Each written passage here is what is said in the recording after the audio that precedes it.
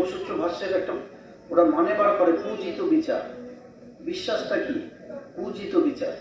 বিশ্বাস মানে ওকে বিশ্বাস করি, পূজিত বিচার মানে বিচার শব্দটা আছে বিশ্বাস, তার থেকে যেটা দেয় সেটাই বিশ্বাস। এদের মধ্যে ওই স্টাডি করা, বুঝতে পারছো তো, স্থিত প্রজ্ঞাস্থিতা, ওই ভাবনাগুলো স্টাডির উপর, জ্ঞানের উপর দাঁড়িয়ে থাকে।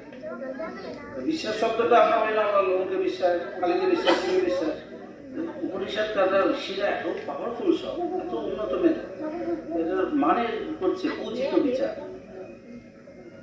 মানে পূজিত শ্রদ্ধার সাথে, পূজার সাথে যে বিচার দ্বারা যে ইমোশনটা তুমি রিচ করবে, দ্যাটস বিশ্বাস।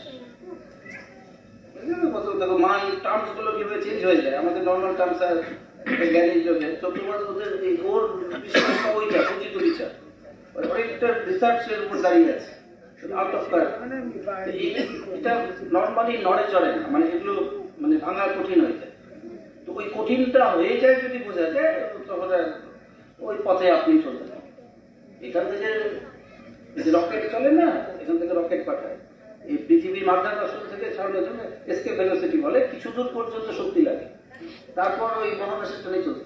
তারপরে যে পার সেকেন্ডে যে 21 মানে 11.2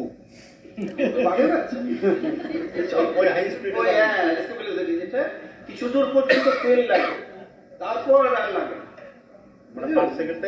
ওইটা যদি এসকেপ ভেলোসিটি দিতে পারো, ওই স্পিডে গেলে ওই মাধ্যাকর্ষণ ছাড়িয়ে দিতে 11 কিলোমিটার 200 মিটার। ওইটাই বলছি, ওই ফোর্সটা যদি ভিতরে থাকে, সরলতা, বিশ্বাস, জ্ঞান বিচার, যেটাকে বললাম পূজিত বিচার, বিশ্বাস, ওই আপনি পরপর আপনার চিন্তা করবেন।